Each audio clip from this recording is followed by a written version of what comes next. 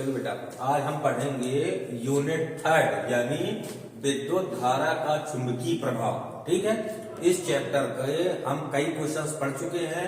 इसके पहले हमने पढ़ा बेटा बायो सेवर्ट का नियम और उसके कुछ अनुप्रयोग। ठीक है, आज हम पढ़ेंगे यूनिट 3 यानी विद्युत धारा चुंबकीय प्रभाव का इंपॉर्टेंट क्वेश्चन शंट। इसको आपको अच्छे से कंप्लीट करना है। ये क्वेश्चन 3 नंबर या 4 नंबर में पूछ सकता है। ठीक है, क्वेश्चन क्या आएगा, ध्यान दीजिएगा।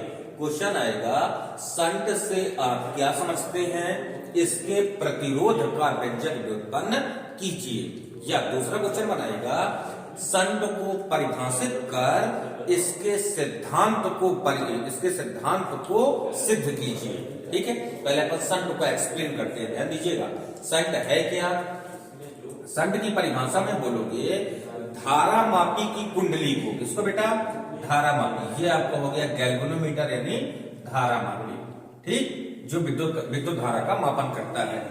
धारा मापी की कुंडली को नष्ट होने से बचाने के लिए, नष्ट होना यानी खराब होना। ठीक है, धारा मापी की कुंडली को नष्ट होने से बचाने के लिए धारा मापी के साथ समांतर क्रम में, किस क्रम में बेटा, ये देखिए समांतर क्रम में। ठीक है, समांतर क्रम में कम प्रतिरोध के एक तार को लगाते हैं, जिसे ही हम शंट क्या बोलते हैं, जिसे ही हम शंट या पार्श्ववाही, इसका दूसरा नाम याद रखिएगा बढ़िया से, जिसे ही हम शंट या पार्श्ववाही कहते हैं।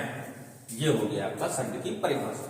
ठीक है, एक बार रिपीट कर रहा हूं, ध्यान दीजिएगा। ये है क्या, धारा मापी। ठीक है, तो क्या बोलोगे बेटा कि धारा मापी की कुंडली को नष्ट होने से बचाने के लिए धारा मापी के साथ समांतर क्रम में कम प्रतिरोध के एक तार को लगाते हैं, जिसे ही हम शंट या पार्श्ववाही कहते हैं। करेक्ट। चलिए अब आते हैं इसके सिद्धांत का व्यंजक यानी सिद्धांत। चलिए, शंट के सिद्धांत को आपको सिद्ध करना है। ध्यान दीजिएगा, चित्र बनाते हैं। ये चित्र आपका बन रहा है। चित्र में अभी मैंने बताया कि जी क्या है बेटा, धारा मापी।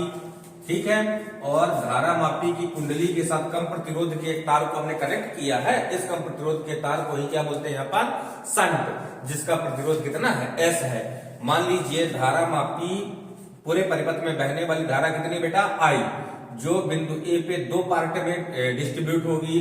धारा मापी की तरफ जा रही है IG और शंट की तरफ आ रही है बेटा IS। ठीक है, चलिए चित्र की थ्योरी में केवल ये लिखना है, इसमें G धारा मापी का प्रतिरोध, S शंट का प्रतिरोध, I मुख्य धारा तथा IG व IS क्रमशः धारा मापी व शंट में बहने वाली धाराएं हैं। करेक्ट, चलो इसका वर्णन हो गया। अब ध्यान दीजिएगा, जो यहां से I धारा गई है वह I धारा ही बिंदु A पर IG और IS में कन्वर्ट हुई है ना, डिस्ट्रीब्यूट अलग अलग हुई है। तो I बराबर कितना होगा बेटा, IG प्लस IS। यहाँ पे क्या लिखेंगे, I बराबर IG प्लस IS। ये हो गया आपका समीकरण नंबर 1। क्लियर। अब यहाँ पे ध्यान दीजिएगा, ये आपका धारा मापी है, ये आपका शंट है। धारा मापी का प्रतिरोध कितना है बेटा, G, और धारा मापी बहने वाली धारा कितनी है, IG। तो लिखेंगे धारा मापी का विभवांतर। तो धारा मापी का विभवांतर VG बराबर कितना होगा बेटा, IG इंटू G। समीकरण नंबर 2। ये कहां से आ गया, इसको लिखना है आपको ओम के नियम से। ठीक है, ओम के नियम में आप लोगों ने पढ़ा होगा कि ओम का नियम क्या होता है, वोल्टेज बराबर धारा इंटू प्रतिरोध। तो मतलब अपन किसका वोल्टेज निकाल रहे हैं, धारा मापी का। तो धारा मापी का वोल्टेज यानी VG बराबर धारा मापी में बहने वाली धारा IG और धारा मापी का प्रतिरोध कितना है बेटा, G। क्लियर हो गया। इसी प्रकार आपको निकालना है शंट का विभवांतर। तो शंट का विभवांतर VS बराबर कितना होगा बेटा, IS इंटू S। समीकरण नंबर 3। ये लीजिए, यहाँ पे किसी को डाउट। इसके बाद आप पीछे क्वेश्चन रिपीट हो रहे हैं, ध्यान दीजिएगा। यहाँ पे धारा मापी और शंट दोनों किस क्रम में लगे हैं, समांतर क्रम में। मैं आपको पीछे पढ़ा चुका हूं कि जब कोई भी परिपथ में समांतर क्रम में कनेक्ट हो तो उस परिपथ का क्या एक समान रहता है बेटा, विभवांतर। ध्यान दीजिएगा, समांतर क्रम में विभवांतर और श्रेणी क्रम में आवेश और धारा। तो क्या लिखेंगे, चूंकि धारा मापी व संट समांतर क्रम में लगे हैं, अतः कितना हो जाएगा बेटा, अतः VG बराबर VS, मतलब दोनों के विभवांतर एक समान हो गए। समीकरण 2 और 3 से मान भरो, तो समीकरण 2 3 से मान भरेंगे तो VG का कितना मान है, देखिए भला IG इंटू जी बराबर ये कितना हो जाएगा आपका IS इंटू यस। अब पंचांतरण में ध्यान देना है, ठीक है। पंचांतरण में सब लोग यहाँ पे ध्यान दो बेटा, आपको यस को इधर लाना है, IG को उधर ले जाना है। क्यों? क्योंकि G को हमेशा आपको ऊपर रखना है। ये पंचांतरण में मत कर दीजिएगा कि IG अपन IS कर दो, ठीक है। आपको G को ऊपर रखना है। जब पंचांतरण करोगे तो कितना आ जाएगा बेटा, ये G अपान S इक्वल कितना होगा, IS अपान IG। करेक्ट है। अब दोनों पक्षों में एक ऐड करना है, लिखोगे दोनों पक्षों में एक जोड़ने पर, जब एक जोड़ोगे तो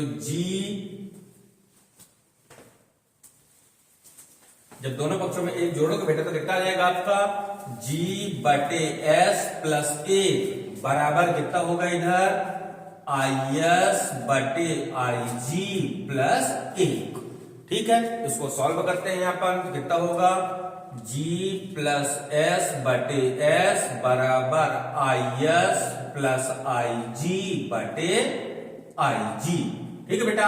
अब समीकरण 1 से मान भरते हैं, थोड़ा सा ध्यान दीजिएगा। समीकरण 1 से, समीकरण 1 में देखो बेटा IS प्लस IG किसके बराबर है, I के, तो यहाँ पे IS प्लस IG की जगह कितना प्लेस कर सकते हैं अपन, I, कितना आएगा, यह आएगा G प्लस S बटे S बराबर I अपान IG। अब कंडीशंस लगाना है आपको। कंडीशंस क्या है, यदि धारा मापी में प्रवाहित धारा मुख्य धारा का nवां भाग हो, क्या कंडीशन है, एक बार फिर रिपीट कर रहा हूं, यदि धारा मापी में प्रवाहित धारा मुख्य धारा का nवां भाग हो, यानी IG बराबर I बटे N, क्योंकि धारा मापी में बहने वाली धारा IG है और मुख्य धारा कितनी है I, तो IG I का nवां भाग है। तीरे गुणा करिए तो कितना आएगा बेटा, IG इंटू N बराबर I। अतः अब यहाँ पे I का मान भरना है, ध्यान दीजिएगा। अतः जब I का मान भरोगे यहाँ, तो यहाँ कितना है बेटा, G प्लस S बटे S बराबर I की जगह कितना प्लेस करना है बेटा, IG इंटू N बटे IG, तो IG से IG कैंसिल हो गया। अब S का तीरे गुणा कर दीजिए, तो G प्लस S बराबर SN, S का तीरे गुणा में आएगा, S को उधर ले जाओ बेटा, इसको थोड़ा मिटाते हैं इधर,